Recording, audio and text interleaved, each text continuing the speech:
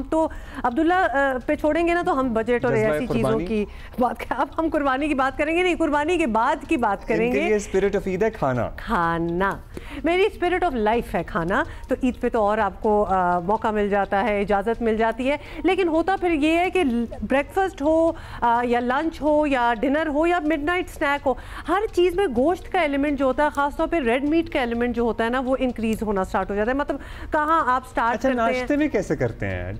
मतलब कलेजी कौन खाता है नाश्ते में? हाँ, नाश्ते में कलेजी is the first thing that you eat. तो वो इनवेरिएबली आप अपने घर खा रहे हो, किसी और के घर खा रहे हो, कोई मीठी एलिमेंट आ ही जाता है। But we always warn you, red meat is not really good for health, और खासतौर पे एक मिकदार से ज्यादा खा लें तो nothing is actually it is good for your health. Please come out of this misconception कि red meat is not good for your health. Just don't take too much of it. Anything if you take और too much लोगों को जब pre existing health conditions होती है ना अब्दुल्ला, तो red meat को मना कर दिया जाता है। डाइटिशियन तुबा अली से ये हम उन्हीं पे छोड़ देते हैं। यस तुबा, क्या हाल है आपका? तो हमें ये बताइए, तुबा को ईद मुबारक नहीं किया आपने? वालेकुम अस्सलाम। अच्छा, हम बहुत ज्यादा ये सुनते हुए बड़े हुए कि जी ओहो बड़ा छोटा मतलब गोश्त नहीं खाना, बड़ा खतरनाक है, बड़ा खतरनाक है। लेकिन अब रिसर्चर्स एंड साइंस ये प्रूव कर रही है कि it is important, it is healthy to eat even beef and mutton. It has to be a part of your diet. बिल्कुल।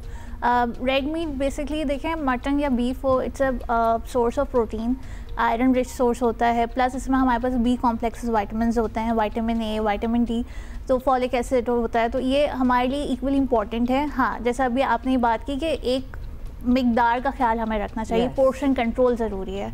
लेकिन ईद पे ये होता है कि सुबह दोपहर रात वो क्वांटिटी भी ज़्यादा होती जाती है, वो कंट्रोल नहीं हो पा रहा होता, जो आम दिनों में इस तरह नहीं होता, जो ईद के दिनों में होता है। तो फिर उसमें हम ये सजेस्ट करते हैं कि आप अपने मील को एक तो ये कि उसमें वेजिटेबल्स इंकॉर्पोरेट करें, सैलड्स की फॉर्म में हो गया, या कुछ ऐसा बना लें गोश्त के साथ, ठीक है, भुना हुआ गोश्त ना बनाएं, बजाय उसके उसमें कुछ सब्जी वगैरह ऐड कर लें, दाल गोश्त बना लें, या अगर आपको ये चीज़ें नहीं खानी, सॉटेड वेजिटेबल्स हैं, बेक कर लें। तो इस तरह आप अपना फाइबर भी इंक्लूड करें, प्लस रेड मीट भी करें, यानी इक्वल अमाउंट। हम कहते जाएंगे लेकिन बड़ा मुश्किल है। होता क्या है कि कितने लोग गैस्ट्रो और दीगर चीजों की वजह से अस्पताल पहुंचते हैं। ये तो दिनों में अस्पतालों की इमरजेंसीज भरी होती हैं। सो क्या ओवर ईटिंग की वजह से होता है, उसमें कच्चा रह जाता है गोश्त और खून मिला होता है, उसकी सही हुई होती, उसकी सही तरह कुकिंग नहीं होती, क्या मसला होता है?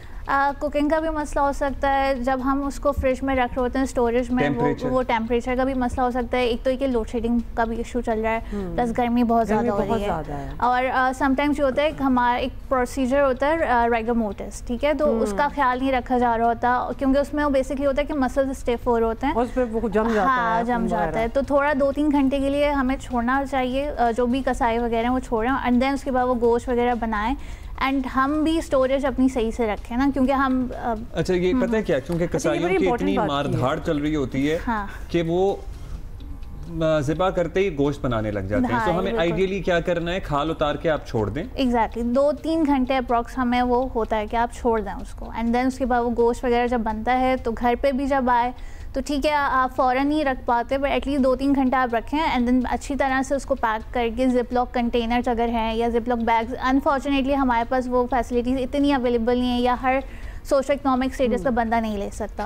अच्छा, यहाँ कहना है गिव सजेशन, क्योंकि तुबा तो हमारे साथ ही हैं और बहुत सी बातें हमने करनी है, लेकिन सजेशन में ये है, जिस तरह हम बचपन में जब चकवाल में कुर्बानियाँ होती तो हम सारे फैमिली के घर आसपास थे, तो कुर्बानी हो के फिर वहाँ गोश्त छोड़ के जिस तरह दूसरे के घर चले जाते थे, फिर तीसरे घर, फिर मुड़ के वापस आते थे। अब नहीं होता। बट अगर आप अपने मोहल्ले में, अपने नेबरहुड में ये एक कर लेना बात, एक डीलिंग कर लें एक दूसरे के साथ कि जी एक ही कसाई या एक टीम ऑफ कसाई आएगी और वो इसी तरह घर घर जाएगी और फिर वो वापस आएगी, तो it's going to help everybody. It's just suggestion. तो ये हो सकता है। तुबा हमारे साथ हैं।